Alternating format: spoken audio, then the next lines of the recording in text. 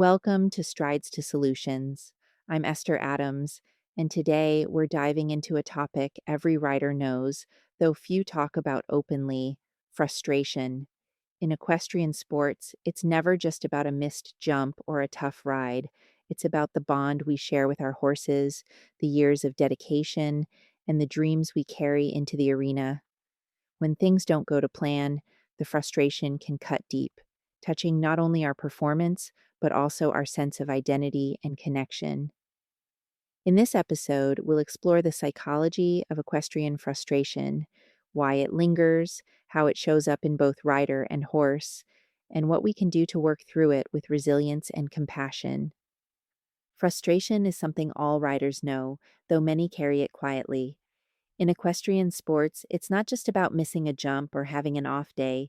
It's about the deeper partnership between human and horse, the years of training, and the weight of dreams that ride alongside us.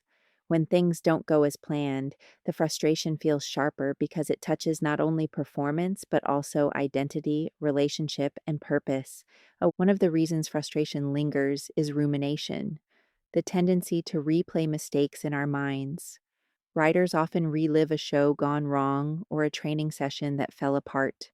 At first, this may feel like problem solving, but over time it becomes a cycle where negative thoughts fuel negative emotions. The harder we try to think our way out, the more trapped we feel. This is how a single setback can echo for weeks, shaping self-doubt and chipping away at confidence. Psychology gives us helpful lenses for why frustration feels so different in different situations. When growth or achievement goals are blocked, what researchers call promotion goals, we often feel sadness or disappointment.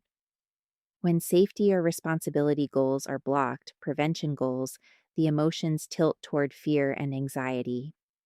In riding, both are constantly in play: the drive to improve and succeed, and the responsibility to keep ourselves and our horses safe. This makes the emotional landscape of equestrian frustration especially complex. Frustration also cuts deep when it thwarts our core psychological needs: autonomy, competence, and relatedness. Riders thrive when they feel in control of training, capable of improving, and connected to their horse. When any of these are disrupted, when progress stalls, when doubt creeps in, or when partnership feels strained, frustration becomes more than an obstacle.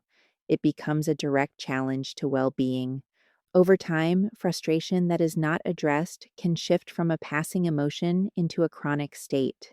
This can look like irritability, short tempers, or harshness, sometimes directed at ourselves, sometimes at others, and sometimes, painfully, at our horses. The body carries it too: tense shoulders, sleepless nights, racing thoughts. Chronic frustration wears down resilience and makes even small setbacks feel overwhelming. What makes equestrian frustration unique is its two-way flow between horse and rider. When riders carry tension, horses feel it through posture, rein pressure, and subtle cues. Horses may respond with resistance or anxiety, which then fuels even more frustration in the rider. On the other side, a horse who is struggling through confusion, discomfort, or blocked goals can become agitated or shut down. This challenges the rider's sense of competence and can spark self-doubt. It's a feedback loop that can be hard to interrupt unless we recognize what's happening. Common triggers are many: competition disappointments, training plateaus, behavioral issues in horses, injuries, financial strain, even the weather disrupting plans. Because riding requires such deep investment, time, money, energy, the emotional weight of setbacks can feel immense. For riders who lean toward perfectionism, these frustrations often grow into questions of worth or belonging, making them even harder to shake. And yet, within this landscape, there are ways forward. Recognizing early signs of frustration in ourselves and in our horses is the first step. Developing tools for emotional regulation, like breathing exercises, mindfulness, or reframing thoughts, helps loosen the grip of rumination. Shifting focus from outcome goals to process goals, valuing the small wins and daily progress, keeps motivation alive even when the big milestones feel distant. Most importantly, frustration can be reframed not as failure, but as part of the journey. Every rider, no matter how skilled, will face periods of stalled progress or setbacks. Trainers and coaches who address both the technical and emotional aspects of these moments provide critical support. And riders who approach frustration with curiosity instead of judgment often find that the very struggles that felt most painful later became the places where they grew the most.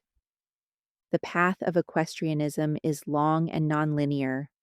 Mastery comes not only from technical skill, but from cultivating resilience and compassion for ourselves and for our horses. Frustration will always be part of the journey, but it does not have to define it. When we learn to meet it with awareness and empathy, it becomes not a barrier, but a teacher, guiding us toward deeper partnership and a more sustainable, fulfilling relationship with the sport.